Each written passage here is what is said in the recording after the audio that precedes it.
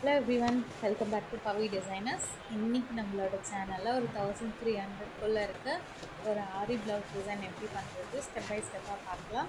ஒரு சில டிப்ஸ் எல்லாம் நான் இதில் சொல்லியிருக்கேன். கண்டிப்பாக அதை மறக்காமல் ஃபாலோ பண்ணிங்கன்னா உங்களுக்கும் ரொம்ப ஈஸியாக இருக்கும் பண்ணுறதுக்கு. ஃபஸ்ட்டு நம்ம எப்போவுமே செயின் ஸ்டிச் தான் போடுவோம்.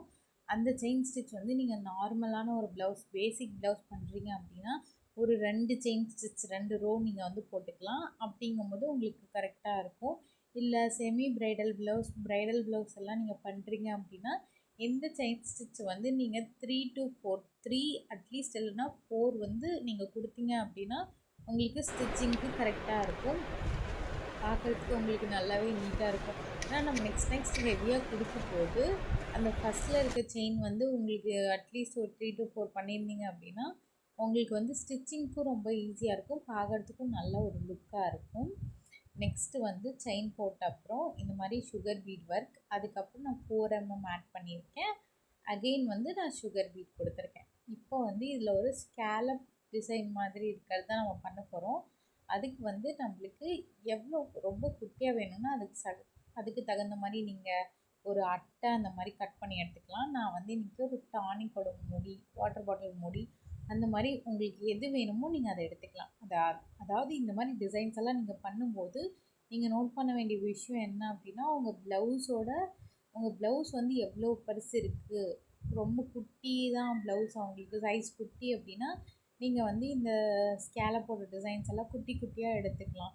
இல்லை ப்ளவுஸ் வந்து உங்களுக்கு அவங்க ப்ராடாக இருக்காங்க அப்படின்னா நீங்கள் இந்த மாதிரி கொஞ்சம் பெருசாக எடுத்துக்கலாம். ஏன்னா குட்டியாக இருக்கிறவங்களுக்கு ரொம்ப பெருசாக டிசைன்ஸ் போட்டிங்க அப்படின்னா அது அவ்வளோ லுக்காக இருக்காது. அதனால் அந்தந்த ப்ளவுஸுக்கு தகுந்த மாதிரி நீங்கள் டிசைன்ஸை வந்து கூட்டவோ குறைக்கவோ செஞ்சுக்கோங்க. நெக்ஸ்ட்டு வந்து இந்த மாதிரி இந்த கர்வ்லாம் வருது இல்லைங்களா, எப்போவுமே இந்த மாதிரி கர்வ்லாம் வரப்போ எக்ஸ்ட்ரா ஒரு பீடு வந்து மேலே ஆட் பண்ணிக்கோங்க.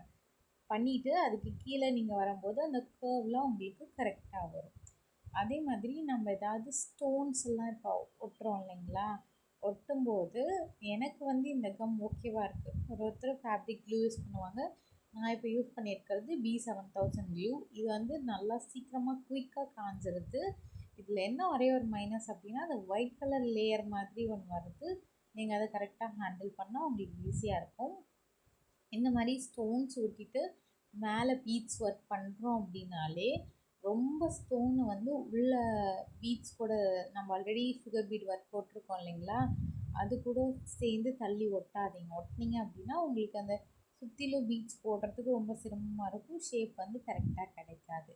இப்போ நான் பண்ணியிருக்கேன் பாருங்கள், பீட்ஸ் ஒட்டுறதுக்கு க்ளூ போட்டு அது என் கையால் அந்த ஒயிட் கலரில் வர அந்த எக்ஸஸ் கம்மை மட்டும் என் கையால் நான் இந்த மாதிரி ரிமூவ் பண்ணிக்கிட்டேன். நீங்கள் இந்த மாதிரி பண்ணீங்க அப்படின்னா உங்களுக்கு கொஞ்சம் கிளாத்லலாம் படாமல் இருக்கும்.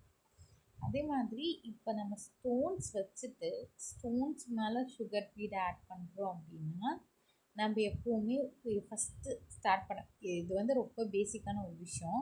நம்ம எந்த இடத்துல ஃபஸ்ட்டு ஸ்டார்ட் பண்ணாலுமே சரி, நம்ம இப்போ டவுன் பக்கம் பார்த்த மாதிரி பண்ணுறோம் அப்படின்னா, கீழே பார்த்த மாதிரி பண்ணுறோம் அப்படின்னா மேலே பக்கம் திருப்பி சின்னதாக ஒரு செயின் ஒன்று போட்டுட்டு தான் ஆரம்பிக்கணும். அதே மாதிரி இந்த மாதிரி ஸ்டோன்ஸ் ஒட்டி நம்ம ஒர்க் பண்ணும்போதெல்லாம் பீட்ஸை வந்து மேலே ஃபஸ்ட்டு எடுக்கிற பீடு வந்து ஒரு புள்ளி மேலே தள்ளி எடுத்துக்கணும். எடுத்துகிட்டு இப்போ கடைசியாக ஜாயின் பண்ணுறது வந்து இந்த மாதிரி அந்த ஃபஸ்ட்டு எடுத்ததுக்கு மேலே நம்மளுக்கு இந்த மாதிரி பீடு இருக்கணும். அப்படி இருந்தால் தான் உங்களுக்கு அந்த திலகம் ஷேப் வந்து கரெக்டாக வரும். நான் கரெக்டாக ஏன் வந்து அந்தந்த பாயிண்ட்டை மட்டும் மென்ஷன் பண்ணுறேன் அப்படின்னா, நார்மலாக என்னோடய ஸ்டூடெண்ட்ஸ் என்னென்ன டவுட்ஸ் கேட்பாங்களோ, என்னென்ன மிஸ்டேக்ஸ் பண்ணுவாங்களோ அதை மட்டும் நான் உங்களுக்கு பாயிண்ட் அவுட் பண்ணி இந்த வீடியோவில் சொல்லியிருக்கேன். உங்களுக்கும் ஏதாவது இதை தவிர்த்து டவுட்ஸ் இருக்குது அப்படின்னா நீங்கள் கீழே கமெண்ட்லேயும் சொல்லலாம். இல்லைன்னா இன்ஸ்டாகிராம்லேயும் பவி டிசைனர்ஸ்லேயும் நீங்கள் வந்து மெசேஜ் பண்ணலாம். நான் வந்து உங்களுக்கு டவுட்ஸ் கிளியர் பண்ணுவேன். அதே மாதிரி இப்போது வந்து இந்த மாதிரி கொஞ்சம் ஒரு ஆவரேஜான ஒர்க்கெல்லாம் இந்த மாதிரி போடுறோம் அப்படின்னா இப்போ இதுக்கு மேலே வந்து செயின் ஸ்டிச் கொடுத்துக்கோங்க. பார்க்குறதுக்கு உங்களுக்கு இன்னுமே கொஞ்சம் லுக்காக இருக்கும். செயின் ஸ்டிச்லேயுமே அப்படி தான் நீங்கள் பண்ணணும்.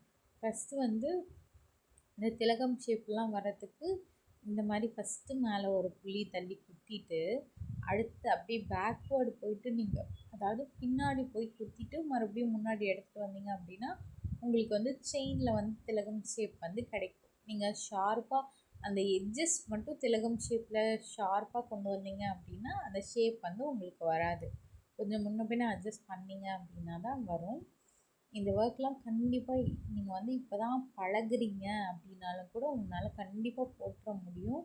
பட் குட்டி குட்டி விஷயங்கள் எல்லாத்தையுமே வந்து நீங்கள் பண்ணிட்டு போட்டிங்க அப்படின்னா இப்போ தான் நீங்கள் ஃபஸ்ட்டு ப்ளவுஸ் போடுறீங்க அப்படின்னு கண்டிப்பாக யாருமே சொல்ல மாட்டாங்க. ரொம்ப வருஷம் எக்ஸ்பீரியன்ஸ் இருக்கவங்க போடுற மாதிரி தான் இருக்கும். சின்ன சின்ன விஷயங்கள் தான், சின்ன சின்ன விஷயங்களை ஃபாலோ பண்ணீங்க அப்படின்னா கண்டிப்பாக உங்களுக்கு நல்ல ஒரு அவுட்புட் கிடைக்கும். நம்ம சேனலில் நார்மல் நீடில் வச்சு இந்த ஆரி ஒர்க் எப்படி பண்ணுறது அப்படின்றதையும் நான் அப்லோட் பண்ண போகிறேன். உங்களுக்கும் அந்த நார்மல் நீடில் வச்சு கற்றுக்கணும் அப்படி இல்லை அப்படின்னா உங்களுக்கு ஏதாவது டவுட்ஸ் இருக்குது, இல்லை எனக்கு ஏதாவது டிசைன்ஸ் பண்ணணும் தெரியலை அப்படின்னாலும் நீங்கள் அதையும் கமெண்ட் பண்ணலாம்.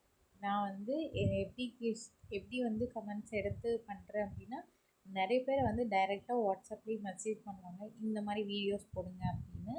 இதுவுமே வந்து ஒருத்தங்க ரெக்வஸ்ட் பண்ணியிருந்தாங்க, சும்மா பேசிக்கான டிப்ஸ் மட்டும் கொடுங்க பர்ஃபெக்டாக ஃபினிஷ் பண்ணுறதுக்கு அப்படின்னாங்க. அதனால தான் இந்த வீடியோ அப்லோட் பண்ணியிருக்கோம்.